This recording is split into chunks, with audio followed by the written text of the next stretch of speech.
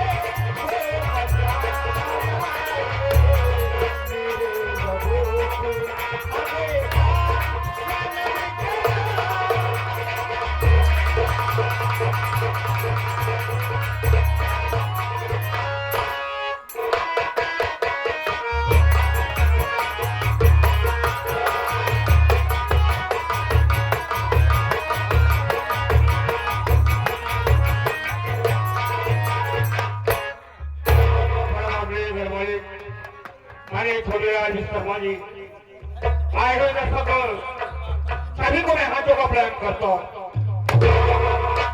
साथियों से मेरा फैसले लीजिए, मैं कौन का करने वालों और मैं आपके साथियों में जिला बाना गाँव भी करने वालों। मेरा नाम अमरजीत है। बहुत छोटा था तभी माता पिता दुनिया को छोड़कर चले गए। बाबूजी माँ बाप का प्यार नहीं मिला। मैं मेहनत किया जो मुझे सफलता मिली। मेरी पहली पोस्टिंग सहारनपुर थाने में हुई थी। वहां से ट्रांसफर हुआ फिर भिजौरा थाने में आया हूँ। भिजौरा थाने के बगल मेरी बहन का घर पड़ता है। मेरी बहन भी दुनिया में नहीं है, लेकिन दो भांजे हैं। बड़े भांजे का नाम सत्यजीत है और छोटे भांजे का नाम मंजीत कुमार है। सोच रहा हूँ ये भिजौरा थाने में ही गया हूँ तो सबसे पहले चलकर अपने दोनों भाइयों से मुलाकात करो। लेकिन यहाँ आने के बाद देख कर कोई दिखाई नहीं दे रहा। थोड़ी देर बैठकर इंतजार करता हूँ।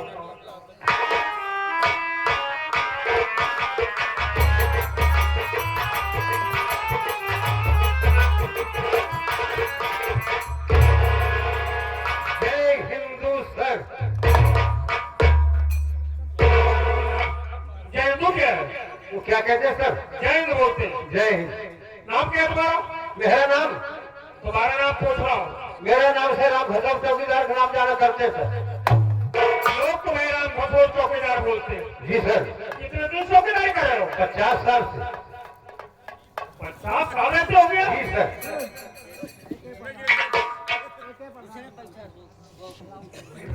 ये आ गए हम बड़े भाई हमारी एक प्रधान जी की तरफ से 51 रुपये पुरस्कार बा। बहुत नमस्कार बा। आशीर्वाद कामना। उम्र क्या तुम्हारी? 50 साल। उम्र भी 50 साल की है। जी सर। भी है 50 साल की। जी सर। कैसे? सर इस थाने में हमारे पिताजी 25 साल से ड्यूटी करते थे। तो 25 साल मुझको हो गया ड्यूटी करते, कुल मिलाकर 50 साल हो गया। देखो मैं तो उससे पूछ रहा हूँ कि तेरे बाबू को पूछ रहा हूँ। 25 साल हो गया सर।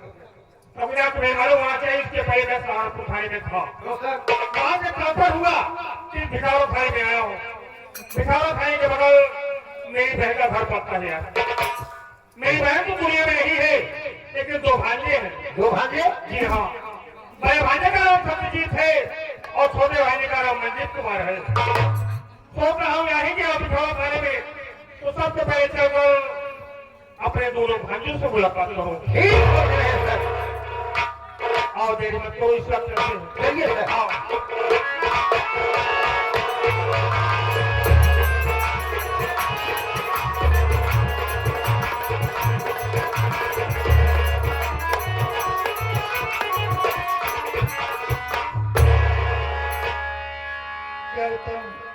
खाना वाना बना के तैयार कर दी हूँ। देवराज कॉलेज जाने के लिए रेडी है।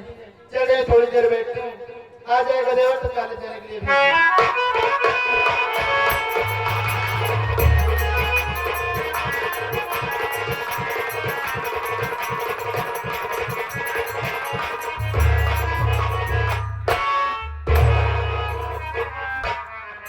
भाभी मेरी बात सुनो।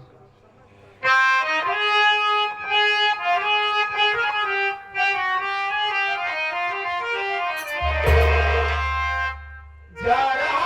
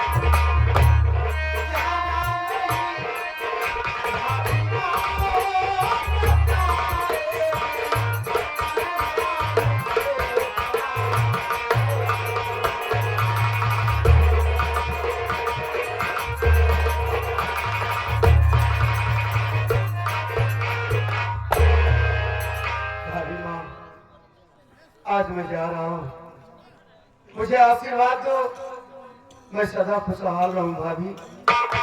देवर मेरी बात सुन, मैं कहना क्या चाहती हूँ।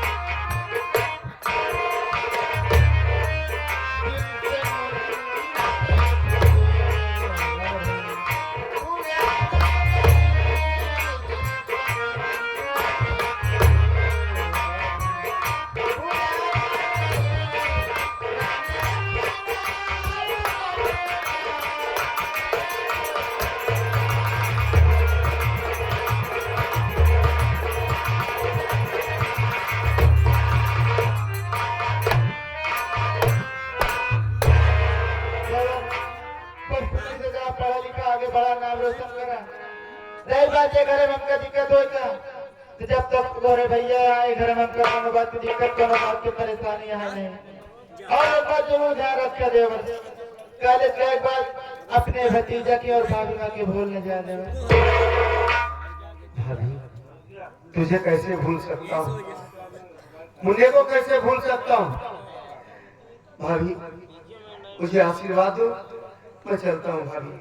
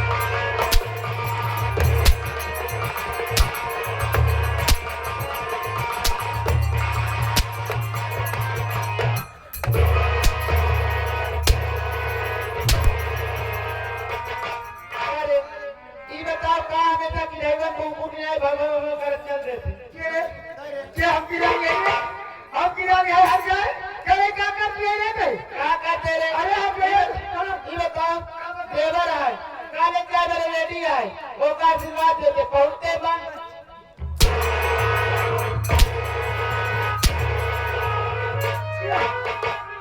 देवर और ये भी आ जाता है स्कूल आ जाइए देवर तो बता रही रहती थोड़ी शर्म नहीं लगता देश कहा जाए रंडी कुकुर आगे बताइए आगे लगे हाथ में पकड़ गया हाथ लगे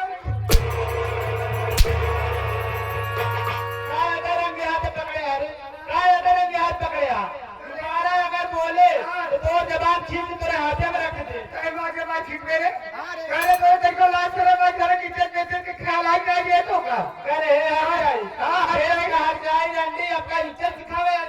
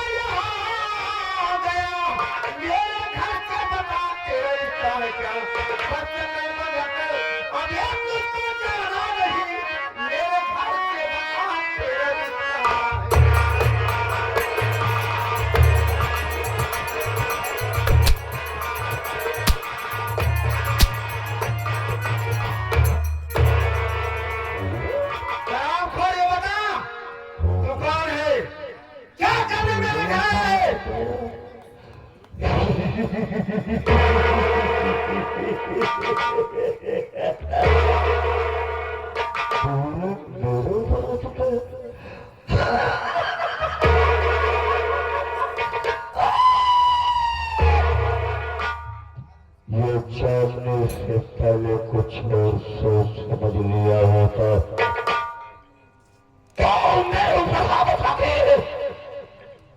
अपने जीवन को जहेज बना दिया। ये बताओ इसकी जान लेने वाला तू कौन होता है? और रही बात मुझे जानना चाहता है कि मैं कौन हूँ तो तुम मुझे नहीं पहचान रहे हो, लेकिन मैं तुझे अच्छी तरह से पहचान रहा हूँ।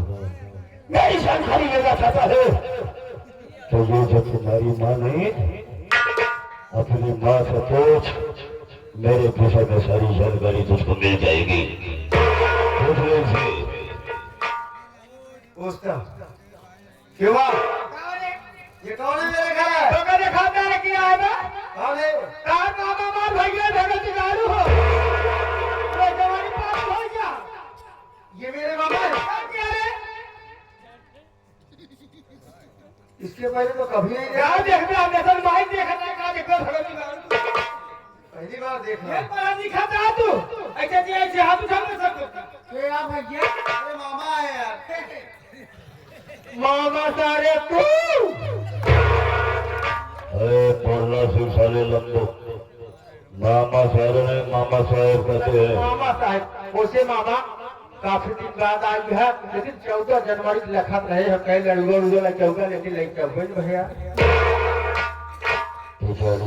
हमेशा तुझे मजाक सूझी रहती है सारा लेकर पक्के। तो आप मेरे मामा हैं? हाँ चलो मैं मान लिया कि आप मेरे देखने में काफी इंटेलिजेंट मालूम करते हो, लेकिन कौवे को खेदने से पहले अपने कान को टोया करो। मैं बाबा मैं तेरे ऊपर हाथ इसलिए नहीं उठाया, मैंने अपनी शक्ति का कोई प्रयोग इसलिए नहीं किया कि मैंने सुना है कि भांजे को हाथ नहीं उठाना चाहिए, भांजे के ऊपर हाथ नहीं उठाना चाहिए, उसको मारना नहीं चाहिए, नहीं तो बुढ़ापे में हाथ फलक काटता है। लेकिन याद रख, अगर आगे ऐसा कदम उठाए तो मैं भूल जाऊंगा कि तूफान जाए और मैं मामा चला जाए फिर दोबारा ऐसी गलती नहीं करना।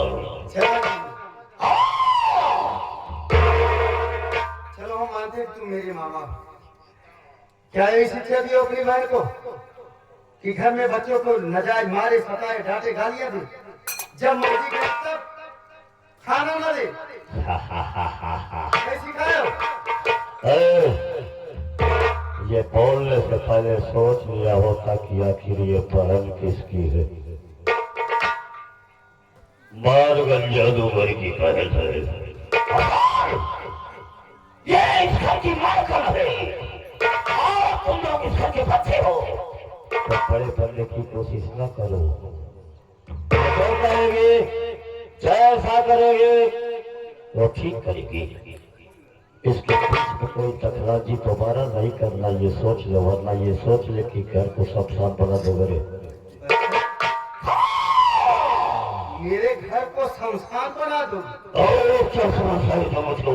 तब तो तुम्हें भी समझाऊंगा और तुम्हारी बहन को। क्या समझाओ? शमशान बनाओगे मेरे घर?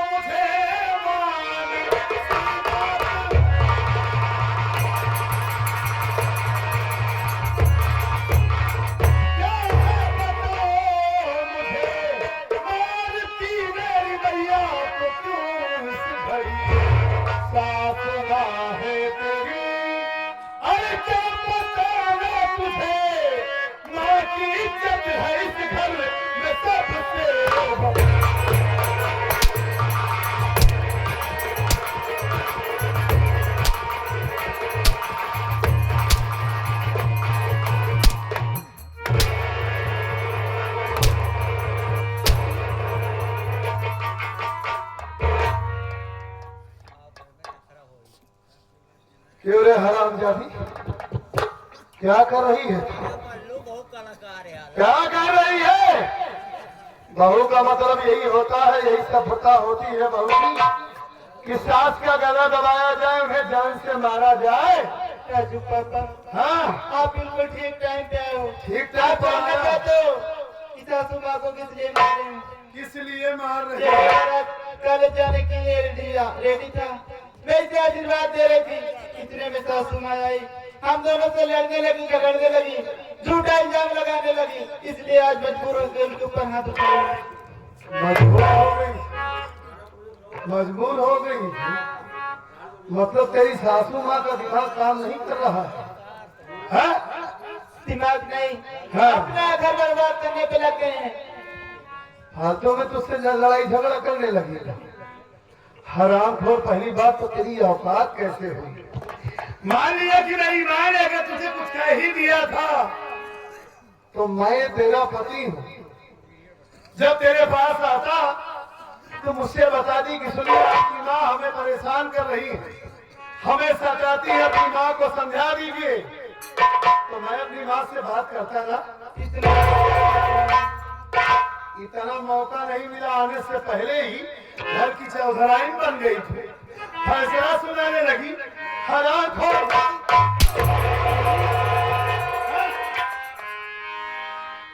तू मेरी माँ को मार रही है और ये तेरा देवर, ना जाने कौन अनजान व्यक्ति पहली बार हमारे घर में आए हैं, उनका गला दबा रहा है।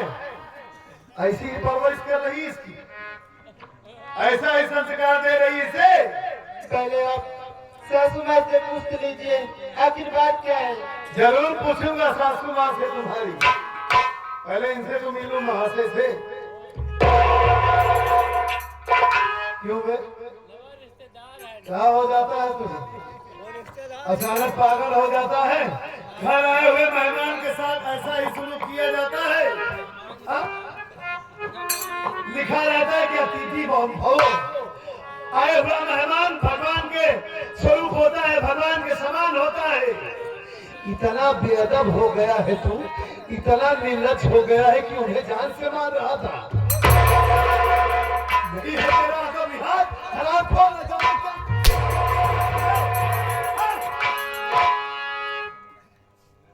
हाँ, रोइए नहीं, रोइए नहीं, आप रोइए नहीं। आप एक ये बताइए ये कौन है?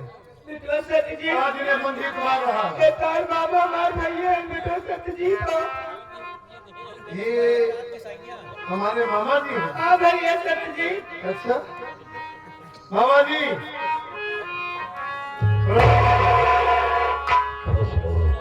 अब ये बताइए ये आप हमारे घर पहली बार आए।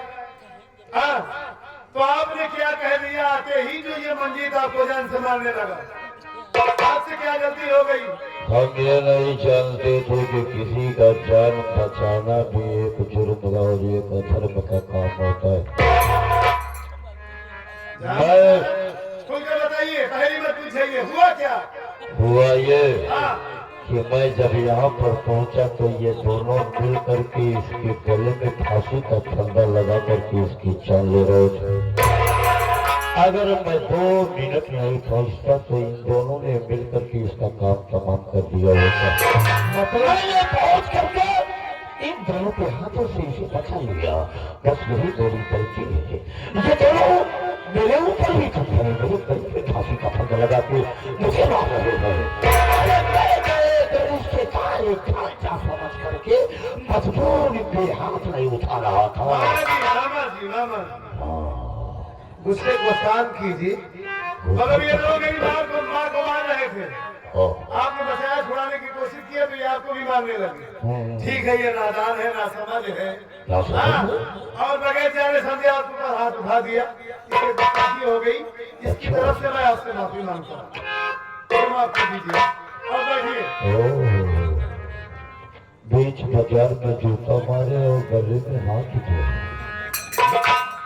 ऐसी मेरी बेइज्जती हुई, मेरे ऊपर हाथ उठाया, मुझे जान से मारने की कोशिश की। अरे आप कि उसकी गलती मैं मानता हूँ। देखो मैं बहुत कुछ सोच करके इस घर में आया था कि इस घर को स्वर्ग बनाऊंगा, लेकिन मेरा बहुत बड़ा अपमान हुआ है, मेरी बेइज्जती हुई है मेरी समाज में, इसने मेरे पर हाथ उठाया है। और जिस मेरी बात तो कोई समाज देख नहीं रहा है, ये घर की बात है, घर में बात हो रही है। ठीक है, अगर इसने गुस्ताखी कर दिया, आपके साथ बदतमीजी किया है, तो मैं आपसे वादा करता हूँ कि मैं आपके सामने इन दोनों को सजा दूंगा। हरकत की सजा मैं आपके सामने इसे दूंगा। बस आप अपने क्रोध को शांत कीजिए, बैठ जाइए। प्लीज बाबा जी बैठिए आप। तो कहने का मतलब कि तुम इसकी की हुई कि इसकी सजा दो। जी जी जी लेकिन ये सोच लेना कि ये किसी की जान लेने की कोशिश किया है। आप होनी चाहिए जिससे मैं संतुष्ट हूँ। आप बैठिए तो सही। सजा दोगे? हाँ ठीक है, अगर तुम सजा देते हो तो मैं इस घर से नहीं जाऊंगा, वरना मैं एक पल भी नहीं रुकता। ठीक है। आप ये बताइए, इधर आइए।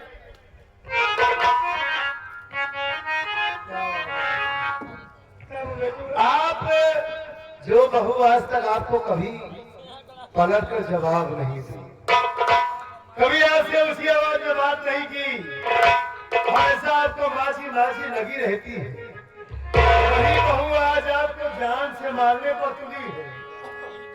आप कौन सा ऐसा इल्जाम लगा दिया इसके ऊपर? क्या कह दिया ये तो मुझे खुलकर बता ही नहीं। आप बताइए कि माजरा क्या है? क्यों आपको ये दोनों जान से मार रहे थे?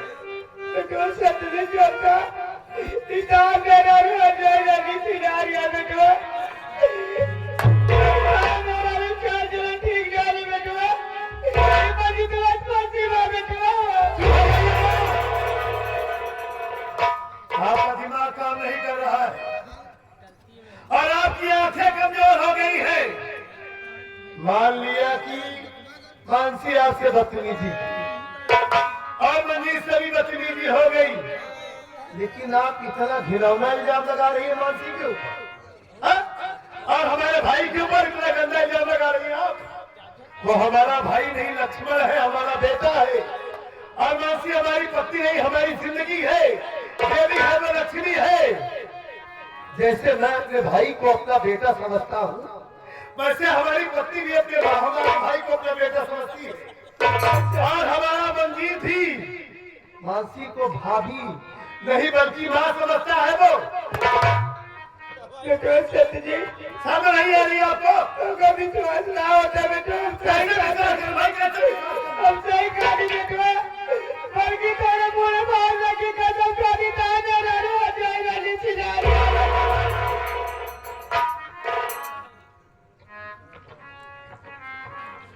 आपने हमारी पहली बार कसम खाया है माँ। इसका मतलब आप झूठ नहीं बोल रही हैं। नहीं बेटा सत्य जी हाँ? लेकिन हमें क्यों नहीं यकीन हो रहा है माँ? बेटा हमारा यकीन इस बात को मानने के लिए तैयार क्यों नहीं हो रहा है? अरे हमारा भाई हमारे साथ गद्दारी कैसे कर सकता है माँ? बेटा तो बेटा परदेश रहा था रोज देखा नहीं अपने हाथों से अपने कोना बनाने पागल की हालत है जब तू चला जावा कर दिया तो जैसे तू रही डोला पर चौधरिया देगा कैसी सकीना समझ में आ गई आपकी सारी बात। अब मैं समझ गया। अब बैठिए, बैठिए।